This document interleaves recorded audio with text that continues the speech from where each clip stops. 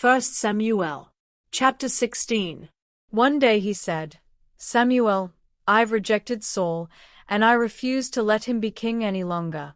Stop feeling sad about him.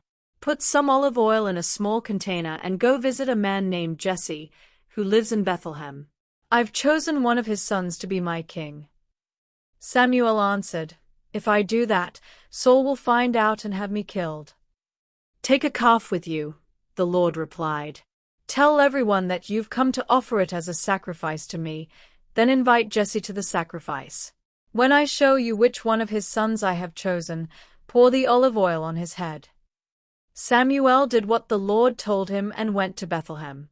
The town leaders went to meet him, but they were terribly afraid and asked, "Is this a friendly visit?"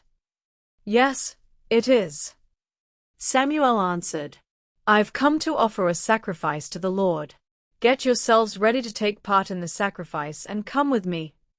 Samuel also invited Jesse and his sons to come to the sacrifice, and he got them ready to take part. When Jesse and his sons arrived, Samuel noticed Jesse's oldest son, Eliab. "He has to be the one the Lord has chosen," Samuel said to himself.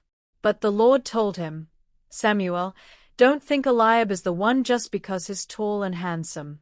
He isn't the one I've chosen. People judge others by what they look like, but I judge people by what is in their hearts." Jesse told his son Abinadab to go over to Samuel, but Samuel said, "No, the Lord hasn't chosen him." Next, Jesse sent his son Shammah to him, and Samuel said, "The Lord hasn't chosen him either." One by one, Jesse told all 7 of his sons to go over to Samuel. Finally, Samuel said, "Jesse, the Lord hasn't chosen any of these young men. Do you have any other sons?" "Yes," Jesse answered. "My youngest son David is out taking care of the sheep." "Send for him." Samuel said, "We won't start the ceremony until he gets here." Jesse sent for David. He was a healthy, good-looking boy with a sparkle in his eyes. As soon as David came, the Lord told Samuel, "Here's the one. Get up and pour the olive oil on his head." Samuel poured the oil on David's head while his brothers watched. At that moment, the Spirit of the Lord took control of David and stayed with him from then on. Samuel returned home to Ramah. David plays the harp for Saul. The Spirit of the Lord had left Saul, and an evil spirit from the Lord was terrifying him. "It's an evil spirit from God that's frightening you," Saul's officials told him. "Your Majesty, let us go and look for someone who is good at playing the harp. He can play for you whenever the evil spirit from God bothers you, and you'll feel better." "All right," Saul answered. "Find me someone who is good at playing the harp and bring him here." "A man named Jesse who lives in Bethlehem has a son who can play the harp," one official said.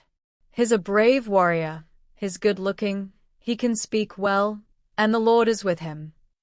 Saul sent a message to Jesse, "Tell your son David to leave your sheep and come here to me."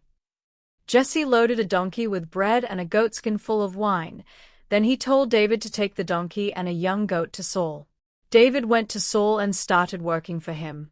Saul liked him so much that he put David in charge of carrying his weapons. Not long after this, Saul sent another message to Jesse, "I really like David. Please let him stay with me."